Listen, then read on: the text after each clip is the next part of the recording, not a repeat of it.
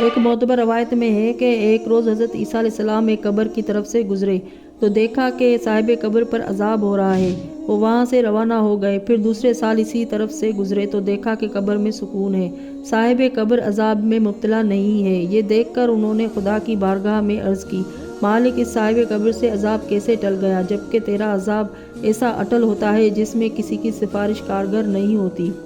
ارشاد ہوا کہ اے میرے نبی، یہ گناہ گار تھا اور میرے عذاب میں مبتلا تھا، لیکن ہوا یہ کہ اس کا ایک لڑکا ہے، اس نے اب جوان ہونے کے بعد ایک راستے کو درست کر دیا ہے جس سے مسلمانوں کی آمد و رفت میں سہولت پیدا ہو گئی ہے، نیز اس نے ایک یتیم کو پناہ دی ہے، اس لیے میں نے اس کے باپ کو بخش دیا اور اس سے عذاب کو دور کر دیا۔ حضرت عیسیٰ علیہ السلام ایک دن ایک طرف سے گزر رہے تھے، ان کی نگاہ ایک بارات پر پڑی۔ آپ نے اپنے اصحاب سے فرمایا کہ یہ لوگ اتنی خوشی منا رہے ہیں، مگر ان کو اس کی خبر نہیں کہ یہ جس لڑکی کو لے جا رہے ہیں یہ آج رات کو مر جائے گی۔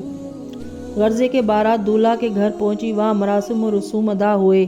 اس کے بعد دونوں ایک کمرے میں چلے گئے اور رات بھر رہے۔ لڑکی زندہ و سلامت رہی۔ لوگوں نے حضرت عیسیٰ علیہ السلام سے اس لڑکی کے باحیات ہونے کا ذکر کیا۔ آپ نے فرمایا کہ مجھے اس کے گھر لے چلو۔ گھر پہنچ کر آپ نے شوہر سے اجازت لی اور لڑکی سے پوچھا کہ تم نے آج رات کون سا اچھا کام کیا ہے؟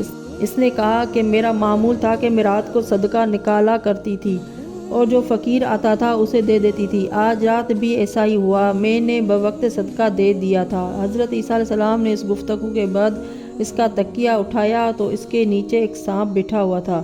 حضرت نے فرمایا کہ اسی صدقے کی وجہ سے اس سانپ نے اسے نہیں ڈسا اور یہ بچ گئی۔ واضح ہو کہ اسی قسم کا ایک واقعہ حضرت امام جعفر صادق علیہ السلام کے زمانے میں بھی ہوا ہے۔ اللہم صلی علی محمد و آل محمد۔